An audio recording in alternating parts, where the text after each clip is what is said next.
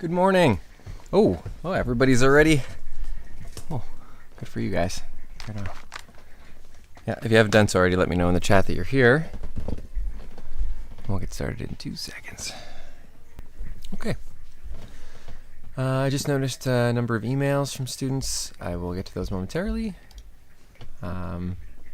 So we have 3 days left. Wow, crazy. Monday, Tuesday, Wednesday. For the most part, people are doing all right in terms of owing assignments. I only have a few students that still owe something. If that's you, if you're one of those students, you probably know who you are. Hopefully you do, because I've emailed you.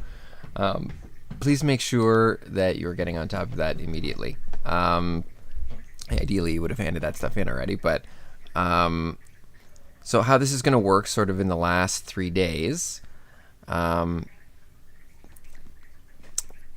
essentially on Wednesday at midnight is the end of the course. It's done at that point. So if you owe me an assignment, well, actually, let me put it this way. Thursday at midnight, because I like to give a day grace period at the end, is when everything closes. So the vocabulary list needs to be in by then. The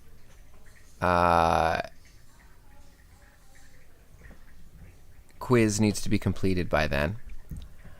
And I won't accept them after that Thursday unless you've made prior arrangements with me for an extension on your assignments. So how it works basically is, if I don't hear from you, everything closes on Thursday at midnight. If you're submitting something after Thursday at midnight, the course is done. So you won't be submitting it to me. So unless you've made some type of prior arrangement with me to take advantage of those support days at the end of the quad. But they're not just open to anybody to hand stuff in late. And try and understand that from my perspective. I have to complete my report cards during that time.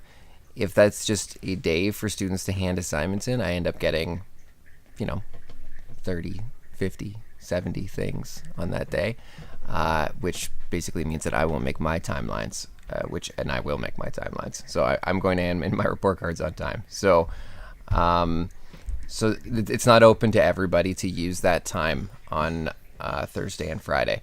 Now, that being said, if you do need that time and you want to make an arrangement to use that time as an extension, please make sure that you're contacting me about that. But I just want people to be aware that it won't be like a silent extension where you don't say anything to me and then you just hand it in after that time. I won't be accepting it and I won't be marking it. So I'm happy for people to use that time, but you have to be at least responsible enough to plan that with me, because it's not meant as a backup if you are just procrastinating for the last few days here, for lack of a better word. Okay, so if you are legitimately behind, you can plan that out with me, and that's totally fine. But if you just don't care to contact me, then I won't be offering that extension to you. So just so you know, if you have made prior arrangements with me, there are students that have already made arrangements with me to use that time, and that's totally fine. But I just want people to be aware of that. Okay, so anyway, you know who you are if you owe assignments. I'm not going to harp on this. It's not very many students, but you should. There's been a mark posting. Hopefully you saw it last week. That's an updated mark including everything until the end of the plants unit. And so that only leaves the evolution unit stuff remaining. So what's left in the course? Well, I need your evolution vocabulary list, preferably by Wednesday at midnight, but I will accept it by as late as Thursday at midnight, no later. The evolution unit quiz, again, ideally done by Wednesday at midnight. If you need to take up till Thursday at midnight, you can do that, but I will not be accepting it after that time. And the last part is the artificial selection presentation. Now that one must be completed. The mark update, it's on the front page, Nate. So if you go, here, I can show you I'll pull it up on my iPad.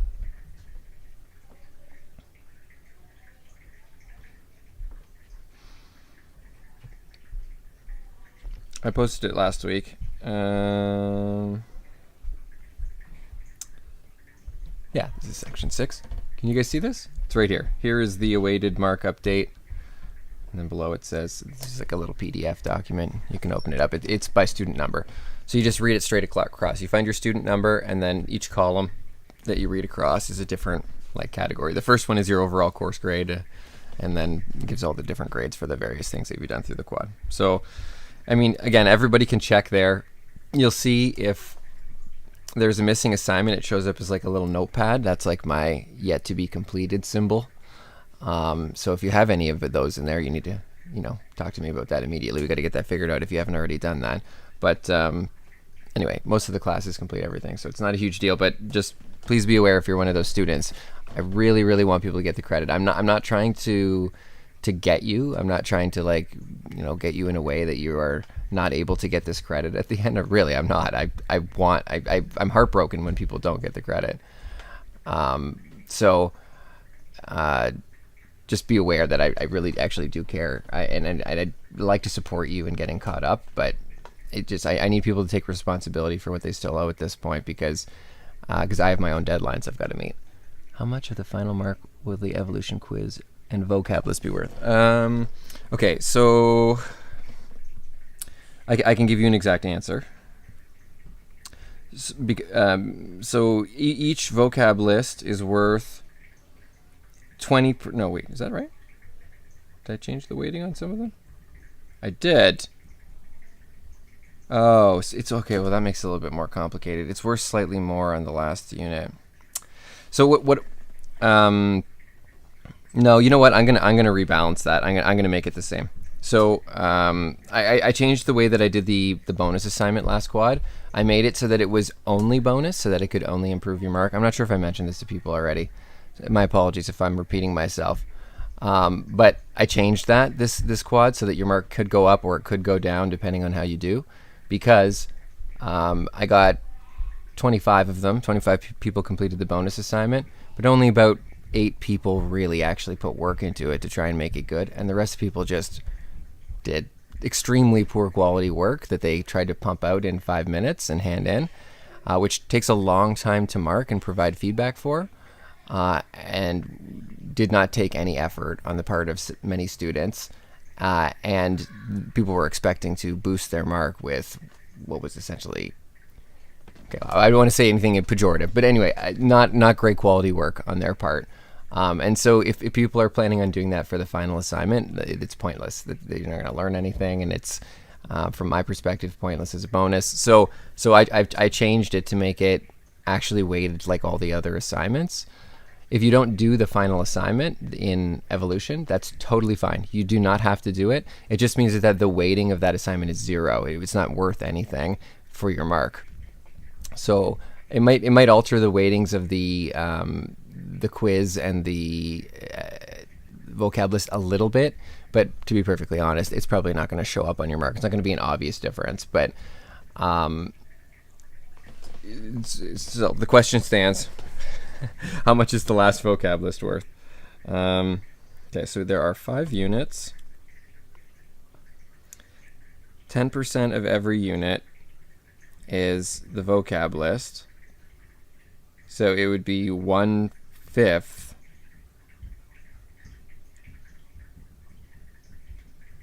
of 10%, which is 2%. So the final vocab list is worth 2% of your mark. And by the way, that's not to say that you can just skip it and then that's a 0. I think people know this already. That's not how it works. You still have to demonstrate your understanding of that content. But overall in your mark, it's worth 2% of your mark. And for the plants quiz, the last quiz, it would be worth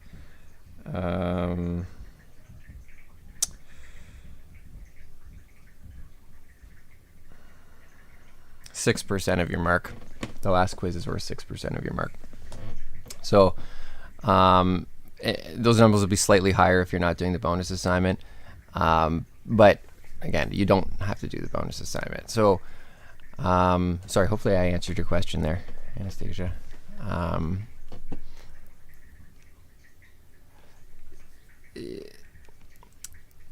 What I'm trying to do here is summarize everything just so everybody knows what they need to have done by the end of the week. So we've got Evolution vocab list, due Wednesday, Thursday at the latest. Quiz, due Wednesday, Thursday at the latest. Evolution presentation, totally optional assignment. Needs to be completed by Wednesday at midnight at the latest. So the Dropbox for that one actually disappears at Wednesday at midnight.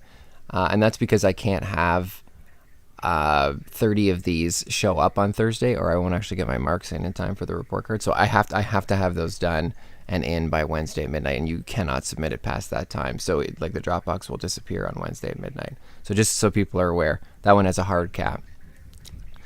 The last piece of this puzzle is I need to get your homework portfolio for the last part of the course. So I can show you where that's located. It's the last assignment on Brightspace.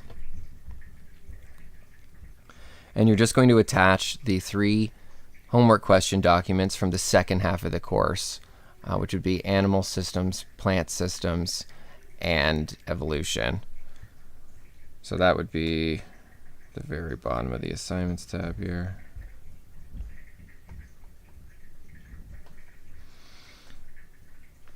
End of quad homework questions portfolio. And then I wrote beside it, learning skills determination, because that's what it's for. So you just attach your 3 documents for your homework questions for the 3 units. And then I'm going to use that to help determine your marks. So if you're curious about the deadlines for any of these things, if you're curious about, well, anything, it's all here. If you're not sure if you've handed something in, I highly recommend to you that you just surf through your assignments tab and just make sure that there is something submitted for every single assignment. If you're not sure if you've done something, there's a great place to look. Okay, it also shows the mark that you got on it. But if you're not sure, look. Did you hand something in for it? And if you did, then you're good to go. That's correct. Oh, sorry. Yeah, great point there, Nate. There's only 20 terms required for this vocab list. Which day are we on now today? Day 20. I don't think you would have 20 terms yet, but you might by the end of today. Today is day 20. Yes, you might have 20 terms by the end of today. So I mean, obviously, see where you're at, but you might. There's also some new content tomorrow on evolution patterns, and a little bit of stuff on human evolution. That's tomorrow. I think you'll probably have 20 before you get there, but if not, it's no big deal. But just so you may actually be done the vocab list today. If you are done the vocab list today, just submit it. You're good to go. Anyway, so I wanted to mention there are 4 items then that between now and the end of the course you need to complete for the last unit. One of those items is optional. So 3 mandatory items, 1 optional item. Does anybody have any questions about the timelines here at the end of the quad? Because if you do, please ask them now. We have to adhere to these timelines. So because I have a very tight turnaround between, okay, we're done this course. Now there are some things that are coming in on the last day. I need to mark all those things. I need to get you your marks. I need to write your report cards. My report cards are due. It's like a super fast turnaround. Much faster than is typical at the end of the quad. How much are we doing on Wednesday? Very little. To answer your question, Anna, I made the last day like the lightest day of the course. So what the last day is the beginning is an online case study that's done through Explore Learning. It's like an online lab. It doesn't take that long. It takes about an hour. And it's a review mostly of all the different evolution terms. It's supposed to help you review for the unit test. It takes about an hour. That is the only sort of new content that we're going to cover on that last day. Other than that, it's an opportunity for people to finish stuff up and submit, write the quiz. I mean, ideally, I want you to write the quiz on the last day. I know that normally we've sort of kind of like bumped that along and people have written it the next day and stuff. I would really prefer if you didn't do that at the end of the course. So I give you lots of time on the last day to write the quiz during the day if you'd like. So there, it's not. I'm not gonna like hit ya with a bunch of content on the last day of the course. Content-wise, like learning new content, will be done tomorrow. So the online lab here is a review activity for the quiz. Okay, hopefully that cleared things up. Any other questions here about the end of quad content? What's coming due? What the timelines look like? Okay, so today we're going to be talking about natural selection in a little bit more detail. We're going to spend the first half here talking about the idea of selective pressures. This is a pre-recorded lesson. There it is right there. After you're done the pre-recorded lesson, there is a little addendum video here that is a great summary of a bunch of real-life examples of natural selection in action, which are very handy to have, and there's some great diagrams and stuff here. If you remember the lab activity on day 19, you guys did an activity where you did your own natural selection, right? Was that, wait, did we do that already? Subsequent lab activity. Yes, so we already did the lab.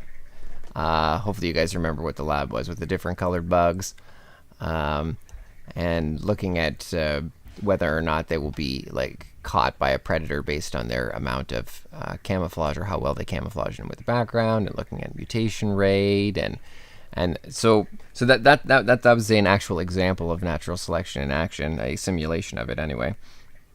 So in the little note here, it's going to expand on that concept a little bit and talk about ways to define that selective pressure.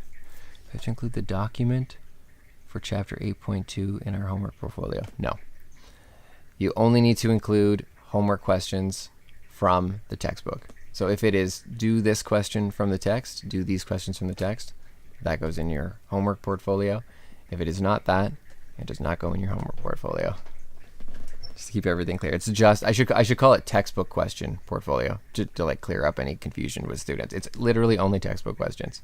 So all the other stuff you are preparing as a study aid for yourself for the quiz. I reference some of that stuff in the quizzes. It's meant to be preparation for you for the quizzes, not necessarily stuff that you are going to show me that you've completed. Okay. So for example, today you're going to do page 335, numbers 5 to 8. That goes in your homework portfolio. So, and then there's a little exit quiz. Again, just like a little practice quiz to see how you understand the concepts. And if you don't understand them very well or having difficulty with them, come and chat with me during the Google Meet. And then I want to have a conversation with you and help explain some of those concepts that are giving you some trouble. Some of the stuff in evolution is a little bit on the confusing side. So, so anyway, that's the first half here is all about selective pressure. There are three main types of selective pressure. There's directional selection, there's stabilizing selection, and there's disruptive selection. When I talk about selective pressure, out of there. When I talk about selective pressure, I just want to tell you what I mean by that. So if you, I'm going to use the classic giraffe example really quick here. This is like a really broad overview, but you've got a population of animals. Okay, this is supposed to be a giraffe. Oh dear.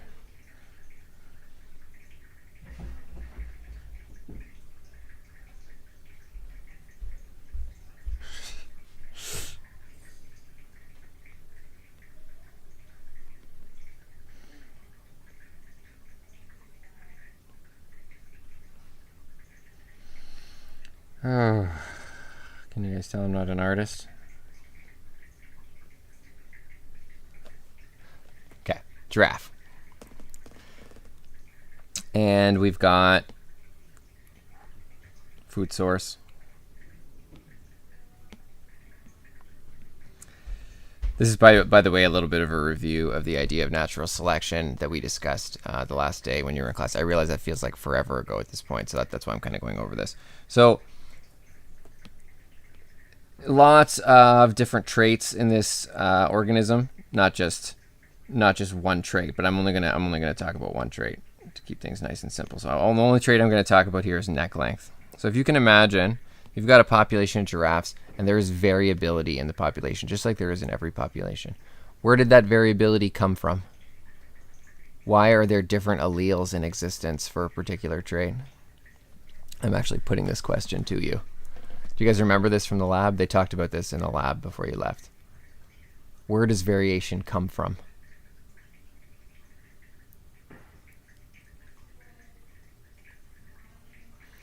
Thinking back to the lab, you've got a homogeneic population of beetles. They're all the same color. Ah, there you go. Thanks, Julia. It comes from mutation, okay? So new traits, or new versions of traits, are coming from mutation. Mixing together traits, various traits, comes from sexual reproduction. So all of those things together are going to create variation in a population. So we've got some giraffes that have a longer neck, some giraffes that have a shorter neck. I want to highlight the neck here. So some that have a longer neck and some that have a shorter neck. There's going to be variation in the population. Okay, that's a little bit horrifying, but and you can imagine in this scenario, and I'm using giraffes specifically here because they have a particular selective pressure on them, which is that their food is quite high. It's in an acacia tree, and acacia trees are tall. So if you were to look at the population of giraffes. Oh, why didn't that work? There we go. I'm drawing a graph, by the way. And we were to look at population. It's a population graph. And neck height.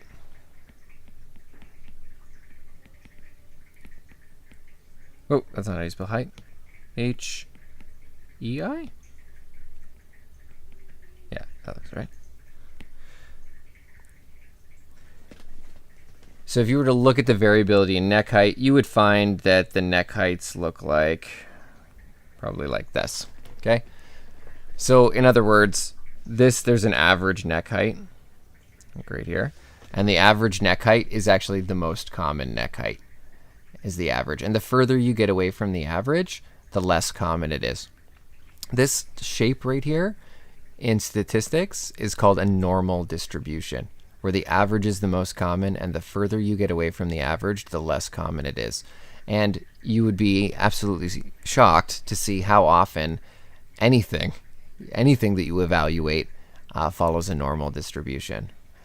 So this would be a good example. But if you looked at, like height in humans, well, there's an average human height, and the further you get away from the average, the less common it is. So, for example, if like 5'8" or 5'9" or whatever is the average height for a man, there's the most people have that height. And then if you go further away from the average, fewer and fewer people have it. And if you look at people that are like 3'7" or whatever, or people that are like 7'8", those are extremely rare, but the average is the most common. Anyway, this is very common in nature. So if you were to look at the giraffe population, it would look like this in terms of distribution of neck length. Okay. So but what we have here is a selective pressure, because the tallest giraffes, the ones with the longest necks, I shouldn't say tall, let's talk about neck length exclusively here. The ones with the longest necks are the ones that are going to be able to get to the food the easiest, right? So if that's true, what that means is that there's a certain part of this population, like this part right here, that is going to have the best survival. That part of the population has the best survival. And the population on the other side has extremely poor survival. This is bad. If you are in this extreme, you're going to have a lot of difficulty staying alive. And that's natural selection. So the nature is selecting which ones are going to get to survive and reproduce. The ones on the right-hand side here are going to get selected for, and the ones on the left-hand side are going to get selected against. So what that does over time, because these ones are going to survive and reproduce pretty much exclusively, in the subsequent generations, those ones are going to be the more common ones, because they're the ones that survived and passed their genes on to their kids. So if you were to follow this population along over time, you would see that the normal distribution actually shifted, because now the average is actually over here, because that is more survivable than the original distribution. Okay? And so what's happened to this graph is that it's been pushed. It's been pushed this way due to a selective pressure. A pressure pushed it. Okay? That's how I like to think of it anyway, and it makes sense with the terminology. And so we call that type of shift where one extreme is favored, in this case really long neck is favored, we call that a directional selection. The selection is pushing it in this direction. Okay. Now you might get to a point where now the average height of the giraffe's head is actually the perfect height for eating this thing. So maybe the height's here, and that's like the ideal height for a giraffe head. Well, then in that case, you're going to have giraffes that have heads that are so long that they're like expensive for them to make, expensive like nutrient-wise for them to make, or whatever, and they're not necessary. So then the extreme on that side might be a little bit too long. It's not helpful anymore. So it's actually a negative to have your neck that long. And then you still have the ones on the far short side here that are too short in order to get to the food source. So here you still have selective pressure, but now the selective pressure is actually pushing from both directions. It's saying, okay, well, now we got ones that are too long on this end and ones that are too short on the other end. So the selective pressure is pushing inward from both directions like this. And that actually keeps the average where it is. It keeps it the same over time. That type of selection is called stabilizing selection. Okay, so stabilizing just means it keeps the population the same over time. And any species that you see that hasn't changed in a long time in terms of its physical features. Sharks are a great example. People say, oh, like sharks are ancient or whatever. I mean, they're not really ancient. They've just been experiencing stabilizing selection in their environment on a huge number of traits, most of their physical traits for a long time. And because they've been experiencing that stabilizing selection, they just haven't changed in a really long time. They may be evolving in some ways, but their physical features are remaining relatively consistent because they are already ideally adapted for their environment. Or no new mutation has shown up in their population that would improve their survival. So they just stay the same. So that's stabilizing selection. You can also get this weird situation happening, and I talk about this in the note. I don't want to go through everything too much now because I'm going to discuss this again in the note. But you might have a situation where the extremes on either side here are actually the best. So maybe if you're really low, you can eat a plant that is. Let me get rid of all this extra stuff here. Maybe on this end here, if you have a really low neck, you can eat grass, and if you're on the really high end, you can eat this new type of food source, a tree or whatever. But if you're in the middle, there's pretty much nothing for you to eat. So that happens usually when a species goes to a new area, or maybe a natural disaster happens and like really changes the landscape. And now the extremes of the species are actually favored instead of the average. And in that case, you get the exact opposite happening, where the selective pressure is actually pushing away from the center like this towards the extremes, and that's called disruptive selection, or a disruptive selective pressure, when it pushes away from the average. And that actually causes speciation, because eventually this population and this population could become their own species over time. And again, I talk about that in the note. I don't want to get into too much details, but the other thing I want to mention here is that this does not happen in isolation, because in real life, what happens is as the predator evolves, for example, longer neck length, the giraffe is the predator here, as its neck gets longer, well, the tree is evolving too. So it actually is evolving to get away from its predator. So it's evolving upward, right? It's experiencing a selective pressure to have a greater height as well. And so sometimes there's an interplay between two species. They're kind of evolving away from each other, or I guess you could think of it as being into each other. And this is called coevolution. Coevolution is when one species evolves, then another species is evolving in response to that evolution, and then they just keep going back and forth. Neck gets longer, tree gets higher. Neck gets longer, tree gets higher, and they go on and on and on. This is the kind of thing that happens when you get something like a mongoose and a snake. So you got a mongoose and a snake. Anytime, actually, I should mention that anytime you get something like where you hear like, oh, this animal, its venom can kill a human 10,000 times. I love hearing that stuff on like Nature Channel or whatever. It can kill a human 10,000 times. And then you might be thinking, and it would be a valid thing to think, why? Why is its venom so potent that it can kill a human 10,000 times? It never needs that. Well, it doesn't need it for humans. So we didn't co-evolve with that organism, and its venom is not for humans. Now, there is something that its venom did evolve to kill. What is it? A prey, a predator? Whatever that is, it requires that strong of a venom to kill that thing, which is exactly why it's evolved to be that strong. So, for example, if you look at this, this is supposed to be a mongoose over here on the left-hand side. Well, mongoose are moderately venom resistant to cobras, I believe. So what happens is the most venom resistant mongooses are the ones that survive. There's a selective pressure making the venom resistance go up over time in the mongoose. And the mongoose is a predator for the snake. Well, the snakes want to defend themselves. So what happens is that the snakes also experience a selective pressure for their venom strength. And that is, the stronger the venom of the snake, the more likely it is to kill its predator, the mongoose. So the strongest snake venom survives. And then what that does is it places another selective pressure on the mongoose. So the mongoose, only the ones with even greater venom resistance survive. And then that puts another pressure on the snake. Only the ones with the strongest venom survive. And then over time, you get super venom resistance in the mongoose, and you get super strong venom in the cobra over time. And like a lot of natural occasions here where something is highly toxic or highly venomous, that's the reason for it, is because there's been some type of coevolution happening with another organism. And it just so happens that cobra venom, can kill a human as well.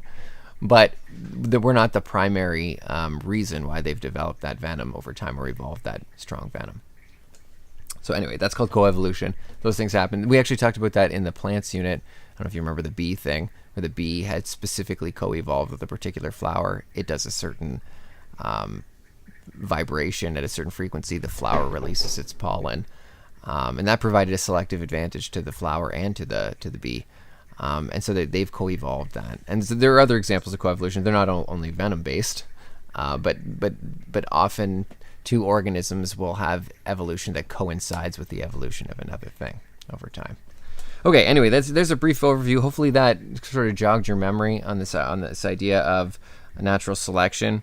So anyway, the note is going to talk about those selective pressures in detail and provide examples. And then there are some additional examples here in this Bozeman science video. I like this guy. He's a pretty smart guy. He's got some he's like, everything's very carefully fact checked, and he's got great pictures. So I highly recommend it. So those are the two little video lesson things. There's these questions, and then there's a little exit quiz to test you. The second half of today, and we are going to come back anyway and do a little attendance check at 11:05, but the second half, we're going to talk about basically that disruptive selection idea. So what happens when within a species you get so much difference, two sort of subgroups forming within a species, that eventually they can't recognize each other anymore. They're not able to breed with each other and produce fertile offspring. And remember that's our definition for a species, right? They have to be able to interbreed under natural conditions and produce fertile offspring. Well, what happens when they can't do that within two groups within a certain species? Well, then we say that they're now two species, and that process is called speciation. So when they can no longer reproduce with each other, the term for that is reproductive isolation. Reproductive isolation means that those two groups are no longer reproducing with each other. They're reproductively isolated. And there are a number of different ways in which you can become reproductively isolated from another group. So I'm going to start by getting you guys to watch these two videos. The reason I'm telling you about them now is if you finish the first part here early, you can just start this if you want. Like, there's no reason to wait. So there's a little video that just goes over the general concepts of speciation. The second one here provides a little bit of, there's a little bit of overlap here, but it gives some other really good examples of speciation that are not in the first video. So it's probably a good idea to watch both of these.